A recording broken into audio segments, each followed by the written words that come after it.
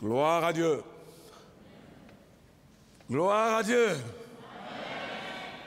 Bien, je sais que le cache-nez empêche les uns les autres, les unes les autres de bien répondre. Gloire à Dieu. Voilà, peuple de Dieu, nous sommes très heureux ce matin d'être dans la bonne présence du Seigneur. Voilà, et c'est vrai, vous avez raison d'acclamer la présence du Seigneur. Est-ce qu'on peut le faire encore? Avec joie. Alléluia. Alléluia. Gloire à Dieu. Gloire à Dieu. Gloire à Dieu. Gloire à Dieu. Gloire à Dieu. Veuillez vous asseoir, s'il vous plaît. Je vous souhaite la bienvenue dans la bonne présence du Seigneur, dans ce temple. Après plusieurs mois quand même d'absence, loin de notre temple, le Seigneur permet ce matin que nous soyons là pour ce culte test avec 200 personnes. Je vous souhaite la bienvenue à nouveau. C'est une joie de vous revoir. Et c'est une joie pour vous aussi de nous revoir. Une joie pour vous d'entrer dans votre temple, de célébrer notre Seigneur et célébrer notre Dieu, celui qui nous a gardés et protégés pendant ce grand temps, ce long moment de confinement. Il a été avec nous, il a été avec chaque famille, et il permet que ce matin nous soyons dans sa bonne présence pour le célébrer et le louer. Après ce beau cantique chanté par notre groupe musical, nous allons écouter la parole de Dieu et ensuite passer à la Sainte Seine et les offrandes et terminer. Nous n'avons que 2 heures de temps au maximum. Je vous propose une lecture ce matin dans le livre de Josué. Le livre de Josué, chapitre 1. Les versets 1 et 2. Le livre de Josué, dans l'Ancien Testament bien sûr, Josué, chapitre 1, versets 1 à 2, si vous êtes, je fais la lecture. Après la mort de Moïse, serviteur de l'Éternel, l'Éternel dit à Josué, fils de Nun, serviteur de Moïse, Moïse, mon serviteur, est mort. Maintenant, lève-toi, passe ce Jourdain, toi et tout ce peuple, pour entrer dans le pays que je donne aux enfants d'Israël. Amen. Prions le Seigneur. Béni sois-tu notre Père et Dieu pour ce moment merveilleux que tu nous accordes encore dans ta présence, dans ce saint temple, le temple du Dieu vivant. Merci pour cette opportunité et merci pour cette grâce. Nous voulons ensemble t'écouter, toi seul notre Père, qui te plaît à parler à tes enfants, à ton peuple, à te racheter par l'entremise des canaux humains. Je suis l'un de ces canaux par lesquels tu veux parler ce matin. Et je veux vraiment que ton esprit nous aide à communiquer ta pensée à ton peuple. Merci de bénir cette parole et de nous fortifier au nom de Jésus-Christ. Amen. Amen. Voilà, c'est la reprise progressive de nos activités cultuelles au sein du temple, dans le temple. Et je vais vous apporter une exhortation avec le seul but de nous encourager à continuer l'œuvre du Seigneur.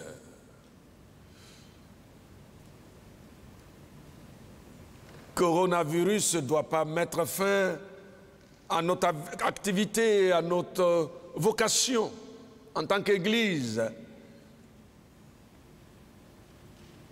Pour nous, c'est une pause que Dieu a permise dans sa souveraineté pour nous refaire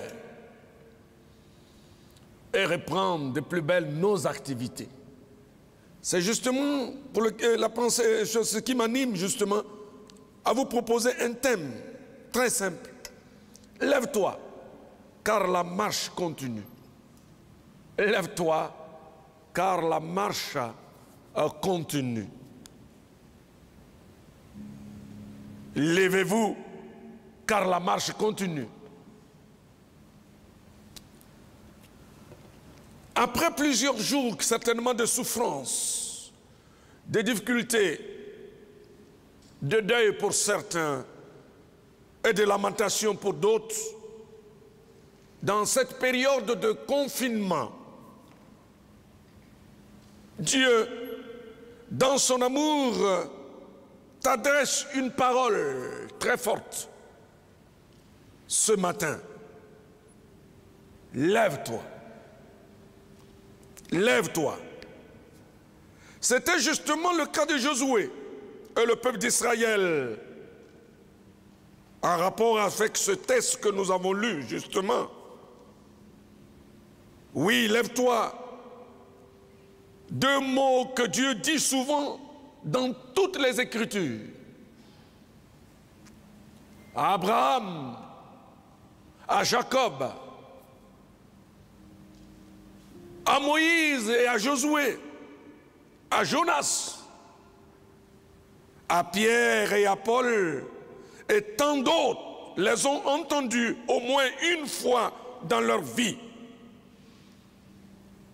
Et Dieu te le dit aujourd'hui aussi, toi qui es là ce matin, toi qui m'écoutes ce matin, Dieu te le dit, lève-toi. Dans notre texte, il s'agit bien sûr de Josué pleurant la mort de Moïse depuis plus d'un mois. C'est à lui que Dieu dira, il dit maintenant, lève-toi, passe ce Jourdain pour entrer dans le pays que je donne aux enfants d'Israël.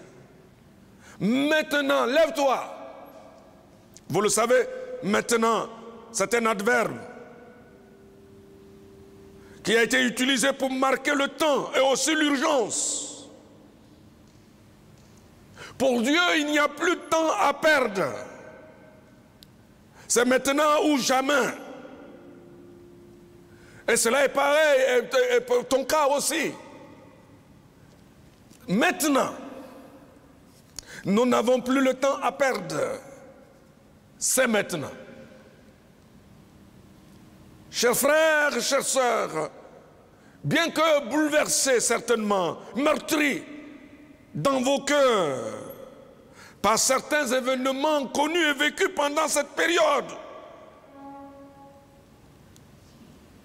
Dieu désire que vous appreniez à tourner la page et à franchir de nouvelles étapes pour marquer votre temps.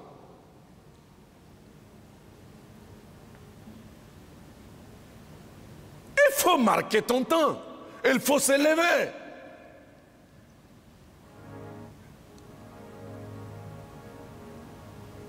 Il faut aussi apprendre à aller et aller seul et entrer dans les nouvelles responsabilités à l'image des disciples après l'enlèvement du Seigneur. Il n'y a pas longtemps, nous avons parlé de l'ascension, la montée de Jésus au ciel. C'est un événement passionnant quand vous lisez Actes chapitre 1. Vous verrez comment les disciples ont vécu ce départ de leur Seigneur. Mais il était important pour eux de se lever et de partir, accomplir les nouvelles responsabilités qui étaient la leur. En Actes chapitre 1, verset 12, il dit, alors ils retournaient à Jérusalem de la montagne appelée des Oliviers qui est près de Jérusalem, à la distance d'un chemin de Shabbat. Là, il entrait dans la chambre haute pour chercher la face du Seigneur et pour attendre la venue, l'effusion du Saint-Esprit.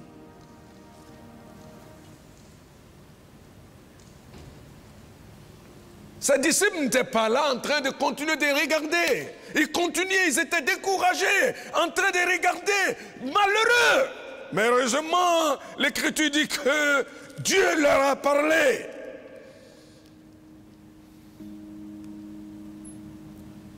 Dans Actes chapitre 1, verset 9, après avoir dit cela, il fut enlevé.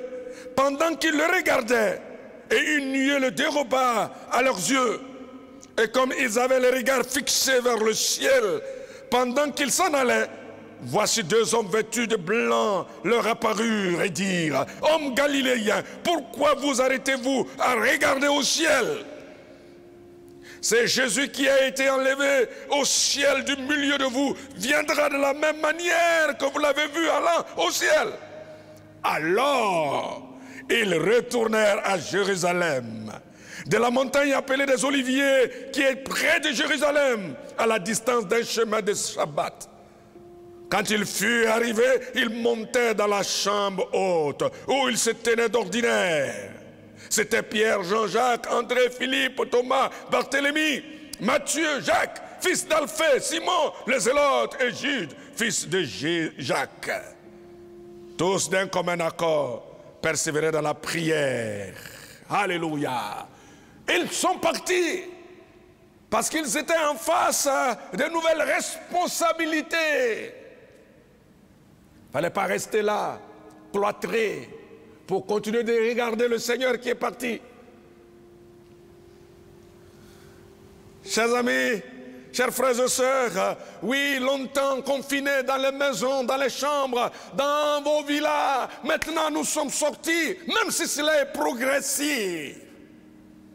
Mais nous ne devons jamais oublier notre responsabilité en tant qu'enfants de Dieu, en tant que missionnaires, en tant qu'évangélistes, en tant que serviteurs et servantes de Dieu.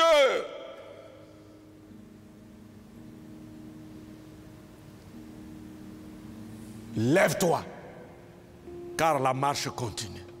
Alléluia. Alors donc pour la méditation ce matin, deux notions, deux points importants qui se présentent à nous. Ce qui peut t'empêcher. Le premier point est que comprendre par cet impératif du Seigneur. De l'Éternel à Josué. Alors qu'est-ce qui peut t'empêcher? Il y a deux éléments dans la vie de l'homme qui l'empêchent souvent de progresser, d'avancer. Deux éléments. Plusieurs, mais il y a deux que je souligne. Le premier élément, c'est le goût de nos souvenirs glorieux. Ça peut, c'est bien qu'important, mais ça peut être un obstacle. Le souvenir, le goût du souvenir glorieux, les gloires passées, les succès passés, les victoires du passé entretenues, peut quelquefois, si l'on ne veille, te bloquer et t'empêcher de progresser. C'est ce qu'on peut appeler l'autosatisfaction. L'autosatisfaction est ennemie de toute victoire et l'allié de toutes les faiblesses. L'autosatisfaction, surtout dans les voies du Seigneur, dans la vie chrétienne, dans notre spiritualité, dans notre manière de servir, dans notre conquête. Oh oui, c'est vrai, j'ai assez fait. C'est bon maintenant. Cela peut constituer un obstacle et nous empêcher d'avancer. Dans notre texte de Josué, le peuple d'Israël avec Josué ont été littéralement bloqués, non seulement par la disparition de Moïse, mais aussi ces souvenirs glorieux qu'ils ont connus dans le passé avec Moïse. Vous savez qu'ils ont connu des choses, extraordinaire. Pendant la marche, quand ils ont quitté l'Égypte, en Égypte d'abord, et quand ils ont quitté l'Égypte, pendant qu'ils marchaient pour le pays promis, ils ont connu beaucoup de choses extraordinaires, magnifiques. Et toutes ces choses revenaient. Avec qui pourrions-nous connaître ces choses glorieuses? Moïse est mort. Dieu travaille que simplement avec Moïse. Est-ce que nous pourrions reconnaître ces mêmes choses, ces choses glorieuses, ces choses extraordinaires, ces choses miraculeuses? Bloqués. Ils ont connu des choses. La mer Rouge traversée, Exode 14. Oui, les eaux de Mara purifiées, Exode 15. La manne et l'écaille, Exode 16. La défaite d'Amalek, Exode 17. L'eau jaillissante du rocher. Et que dirais-je encore? Bien d'autres choses. C'étaient les souvenirs glorieux. Et du coup, tout est arrêté.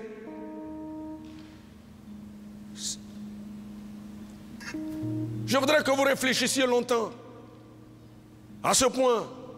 Et vous pourrez comprendre avec l'apôtre Paul qui nous explique mieux.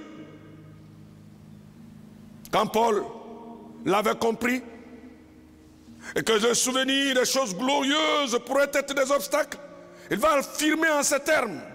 En Philippiens chapitre 3 verset 13, il dit: frère, je ne pense pas l'avoir saisi, mais je fais une chose, oubliant ce qui est en arrière et me portant vers ce qui est en avant. Alléluia! Oubliant ce qui est en arrière. Ce qui est en arrière, il y a des choses glorieuses, des choses victorieuses, des choses magnifiques, mais il y a aussi des défaites. Mais Paul ne se laisse pas limiter par ces choses, oubliant, mais se portant en avant. Amen! Chers frères et sœurs, levez-vous, car la marche continue. Il y a encore des choses glorieuses devant nous. Des choses glorieuses devant toi que tu n'as pas encore vues, mais que le Seigneur voudrait que tu ailles et que tu partes. Il dit: lève-toi, c'est toi qui mettras ce peuple en possession de cette terre promise. Alléluia. C'est toi mon frère, c'est toi ma sœur. Ta mission n'est pas terminée. Et si Dieu t'a fait la grâce pendant ce temps de confinement, ce temps de grande pandémie, de grande crise, Dieu t'a fait la grâce de survivre et d'exister. Tu as une mission accomplie pour ton Dieu. Une mission noble, frère. Une mission noble, ma soeur. Dieu encore a besoin de toi. Dieu attend de toi ses grâces. Dieu attend de toi que tu te montres, que tu te donnes, que tu accomplisses son œuvre.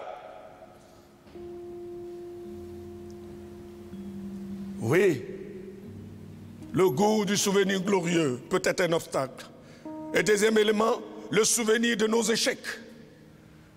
Le souvenir de nos échecs. L'échec, c'est bien le faire aussi. Et le souvenir de nos échecs permanents ou répétés nous bloque et nous empêche d'avancer. Oui, vous le savez. Ah, tout ce que je fais ne me réussit pas. J'échoue chaque fois. Ça ne marche pas. Hier, j'ai tenté, le mois dernier, j'ai fait, l'année dernière, j'ai fait les mêmes choses, les mêmes échecs. Qu'est-ce que je peux faire? Et puis on reste cloîtré. On ne peut plus avancer. Josué, après l'échec de Haï, la bataille de Haï, vous savez qu'il a connu une victoire glorieuse avec le peuple devant Jéricho. Jéricho a été ébranlé littéralement. Oui, et ils sont emparés de Jéricho.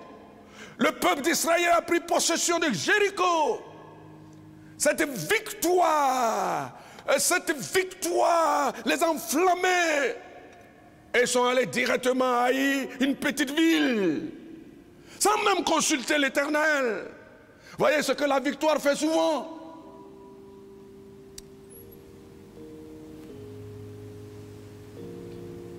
ils vont pour combattre Haï. Et Haï les a vaincus. Josué déçu, perplexe, amer, couché face contre terre, dans une désolation totale et complète, bloqué. Mais à nouveau, le fameux deux mots retentissent encore dans les oreilles de Josué. Lève-toi. Et il a répété, en Josué chapitre 7, versets 10 et 13, l'Éternel dit à Josué, lève-toi. Pourquoi restes-tu aussi couché sur ton visage? Au verset 13, lève-toi, sanctifie le peuple. Alléluia. L'échec peut nous bloquer. Les échecs peuvent nous bloquer. Et ce matin, toi qui es bloqué par l'échec, bloqué par la faillite, bloqué par les difficultés, bloqué par bien d'autres choses, le Seigneur te dit ce matin, lève-toi. Lève-toi, ma soeur. Lève-toi, mon frère. Ce n'est pas terminé. Lève-toi. C'est vrai. Il fallait comprendre, certes, les raisons de cet échec. Comprendre ces raisons et traiter profondément le problème. Josué a cherché à comprendre. Et c'était quelqu'un qui s'est introduit et qui a fait l'interdit.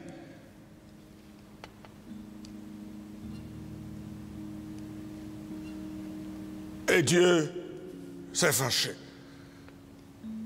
Mais il ne fallait pas surtout se laisser, ou bien laisser l'avantage à l'ennemi. Et ne pas s'arrêter alors que la conquête continuait.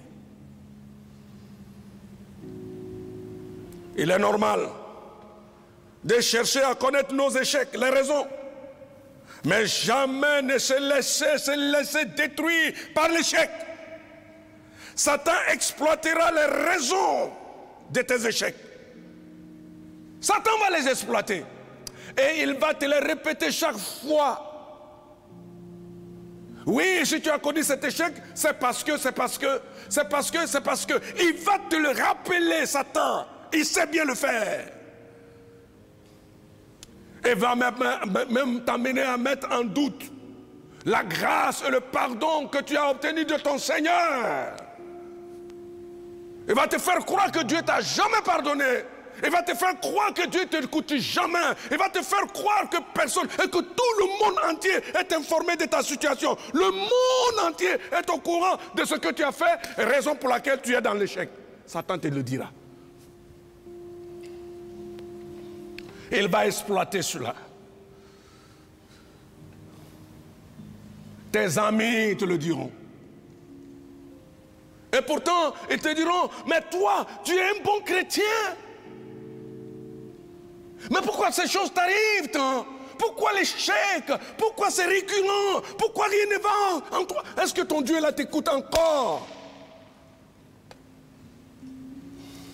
Chers frères, ne laissez jamais Satan vous bloquer. Ne laissez jamais Satan vous empêcher. Les démons, vos échecs. Non, levez-vous, lèvons-nous. Alléluia.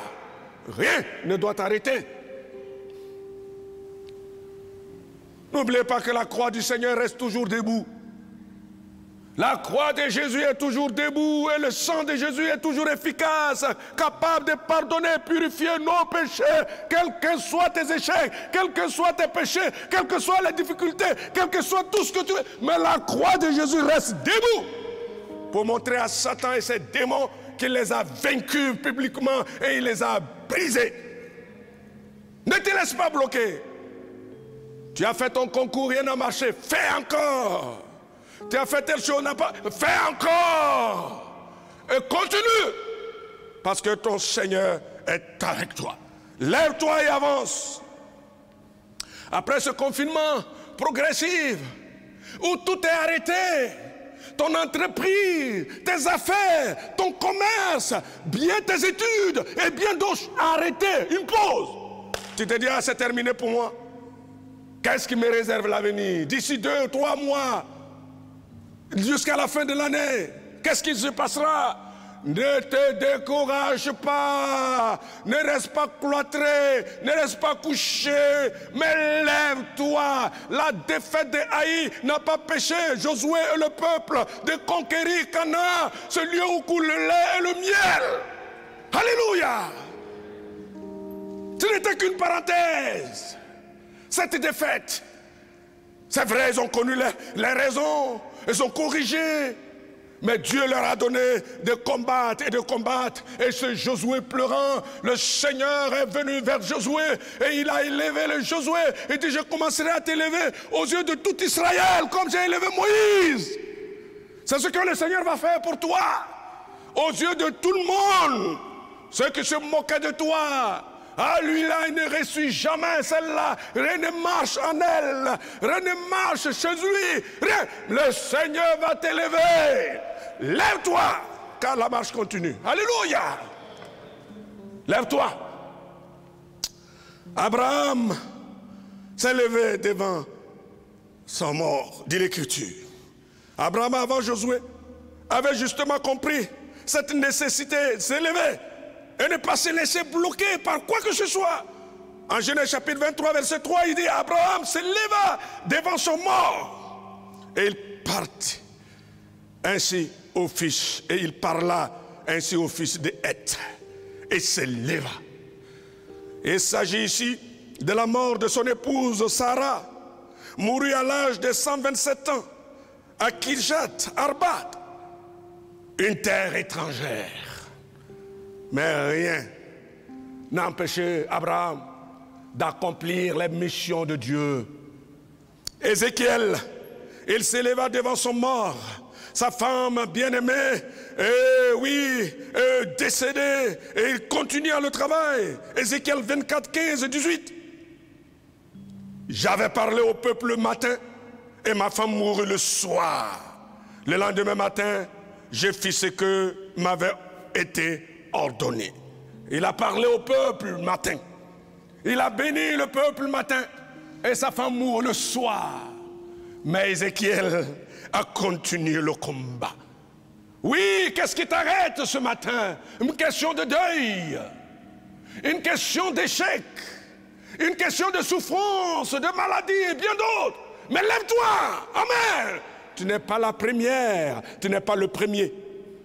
L'Écriture donne des exemples importants. Lève-toi, le meilleur est devant toi. Oui, la conquête. Josué devait se lever et aller.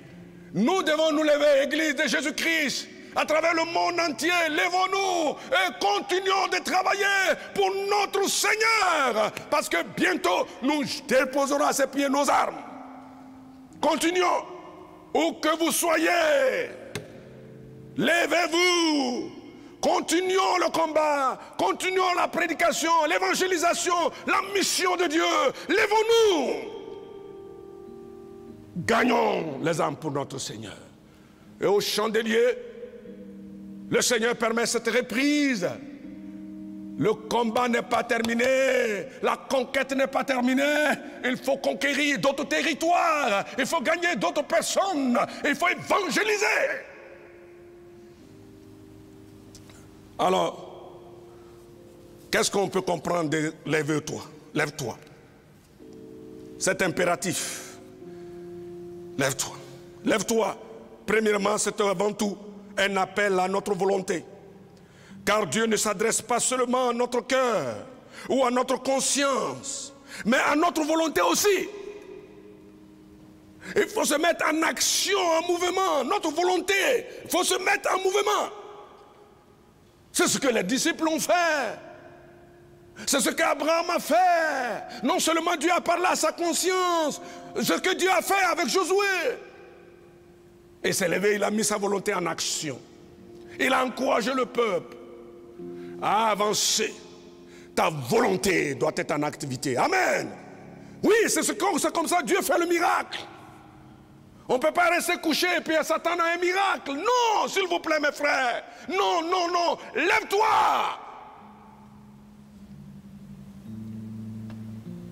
Reprends tes clics et les claques, comme on le dit. Et avance. Amen. Amen. Qu'est-ce que nous pouvons comprendre encore? Lève-toi. C'est un changement d'attitude, une prise de position, un mouvement, une mobilisation. Changement d'attitude. Tu étais paresseux pour le Seigneur, change d'attitude. Et ce temps de confinement t'a permis de revoir ta vie, ta spiritualité. Tu n'aimais pas la lecture de la parole de Dieu, change d'attitude. Tu ne pouvais pas prier 1 heure, change d'attitude. Tu ne pouvais pas parler de Jésus à quelqu'un, change d'attitude. Et parle de Jésus aux gens. Alléluia. Parle. Change de comportement. Et agis en se mobilisant, en faisant mouvement, se levant pour accomplir ce que le Seigneur désire que nous accomplissions pour sa gloire. Mobilisons-nous pour l'œuvre du Seigneur, pour l'évangélisation et aussi pour la mission. C'est ça, lève-toi. Lève-toi enfin, sont 2 mots de Dieu pour les jours difficiles. Retenez bien. Lève-toi. Ce sont 2 mots de Dieu pour les jours difficiles, de blocage dans notre marche. 2 mots de Dieu pour les jours difficiles. Les jours où tu es bloqué, Dieu te dira, lève-toi ma fille. Allez, lève-toi mon fils. Lève-toi, mets-toi en mouvement, mets-toi en action. Je suis avec toi. Alléluia. Je suis avec toi. 2 mots. 2 mots de Dieu pour les jours difficiles, de blocage dans notre marche, mais qui, répétés au quotidien, détermine une bonne attitude prise par Josué et tous les soldats de Jésus-Christ. Dieu l'a répété tout le temps. Josué a compris. Et il s'est levé et ça a été une source de motivation pour tout le peuple. Josué se leva de bon matin. Josué chapitre 3 verset 1. Josué 6 verset 12. Josué 7 verset 16 et Josué 8 verset 10. Vous allez en voir cette expression récurrente. Josué se leva. Josué se leva. Josué se leva. Il se leva. Oui, le monde appartient à ceux qui se lèvent très tôt le matin. Dit-on, nous ne devons pas rester couchés. Lèvons-nous, Église de Jésus-Christ. Lèvons-nous et lève-toi, peuple de Dieu, peuple du chandelier. Lève-toi, car la marche continue. Il y a des territoires à conquérir. Élie, en 1 Roi chapitre 19 verset 8. Vous savez ce que Élie vivait dans ce chapitre 19. Élie était menacé par Jézabel, prêt à abandonner et à renoncer même au service, à son ministère de prophète.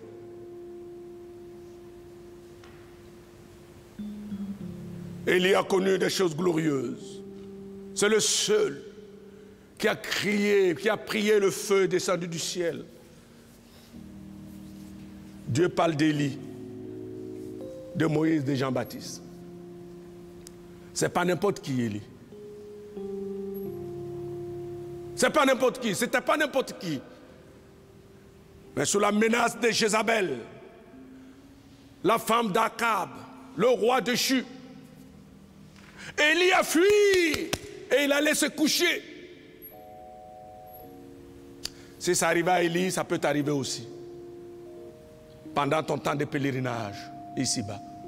Des situations dramatiques, terribles, décourageantes, affligeantes.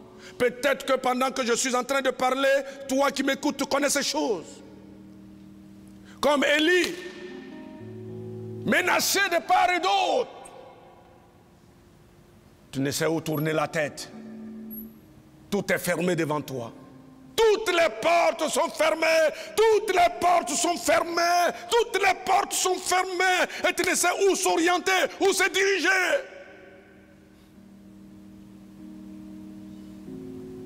Déçu, découragé. Tu fais comme Élie. Je ne suis pas meilleur que les autres. Je veux maintenant mourir. Voilà une conclusion hâtive à laquelle il y est parvenu. Mais ce n'était pas la conclusion de Dieu. Ce n'était pas la parole de Dieu qui l'a appelé, qui fait chemin avec lui. La parole de Dieu, Élie, lève-toi. Élie, lève-toi. Et Dieu te dit ce matin, toi qui vis comme Élie, dans une situation pareille, lève-toi. Amen. Il y avait des choses à faire.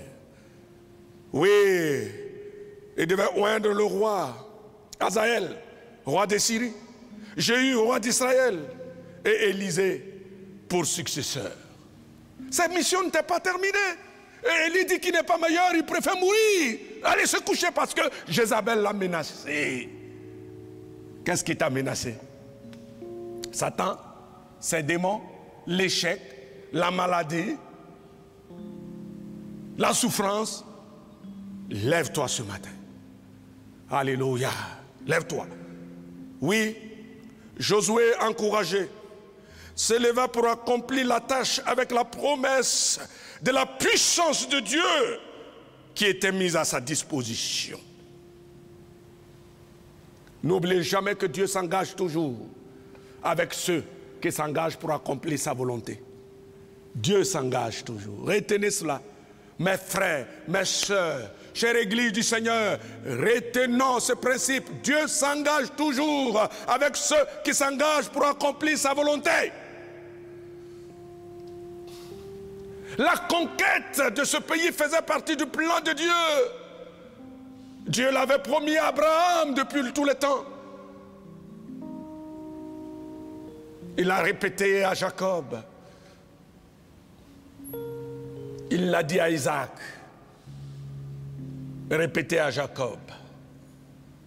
Josué devait conduire le peuple à entrer en possession de cette terre où coule le lait et le miel.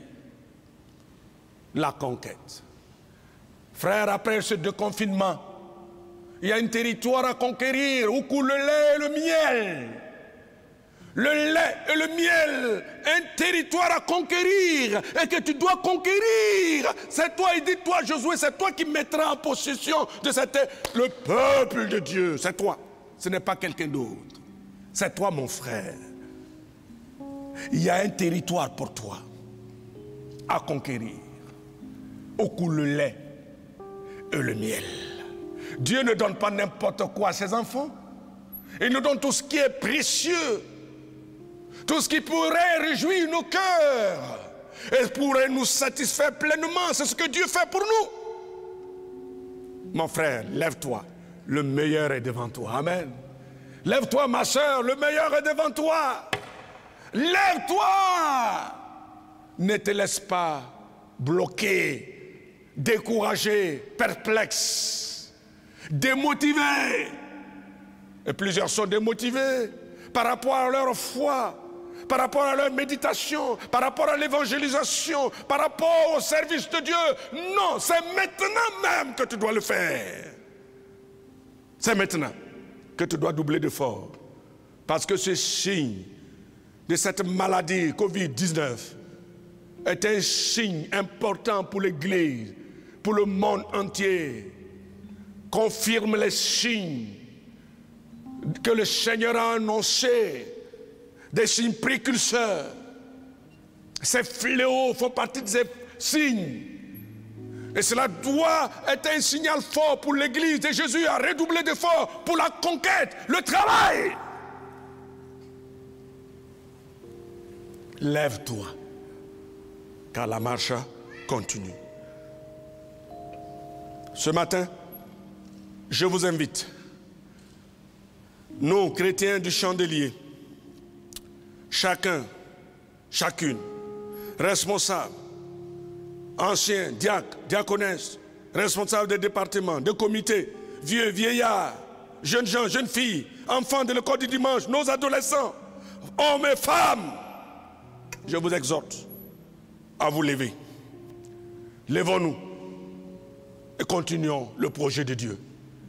Oui, dans ce quartier où Dieu nous a placés, Dieu vous a placés dans ce pays, la Côte d'Ivoire, le Seigneur compte sur cette église. Et quand on parle d'église, c'est différent de ce bâtiment, mais c'est toi et moi. Il compte sur nous. Nous devons nous lever. Considérons cette crise comme une pause. Une pause. Et considérons cette relance comme l'occasion pour nous de nous remettre dans l'activité, dans la mission, dans l'œuvre du Seigneur. C'est pourquoi lève-toi, car la marche continue. En Hébreux chapitre 10, verset 36, il dit, car vous avez besoin de persévérance, afin qu'après avoir accompli la volonté de Dieu, vous obteniez ce qui vous est promis. Encore un peu de temps, celui qui doit venir viendra et il ne tardera pas. C'est le verset de ma conclusion ce matin. Hébreux chapitre 10, verset 36 à 37. Je répète pour vous. Car vous avez besoin de persévérance, afin qu'après avoir accompli la volonté de Dieu, vous obteniez ce qui vous est promis. Encore un peu de temps. Celui qui doit venir viendra et il ne tardera pas. Lève-toi, car la marche continue. Que Dieu vous bénisse.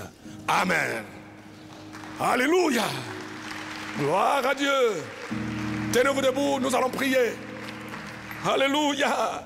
Tenez-vous debout, s'il vous plaît. Et nous allons venir prier. Priez le Seigneur.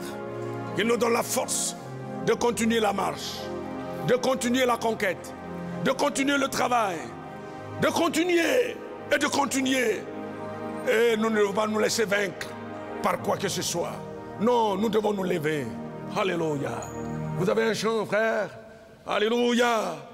J'ai prié et nous allons adorer le Seigneur encore. Prions ensemble le Seigneur, s'il vous plaît. Seigneur notre Père et notre Dieu, nous venons de prêcher ta parole. Ah Seigneur, dans la faiblesse de la chair. Mais Seigneur, c'est ce que tu voudrais que ton peuple entende. Ah, être encouragé et s'élever, car la marche continue, se poursuit, la conquête doit se réaliser. Oui, nous devons entrer en possession, oh oui, de notre territoire, ce territoire où coule le lait et le miel. Oui, tes enfants doivent entrer dans leur bénédiction et doivent entrer, Seigneur, dans leur grâce.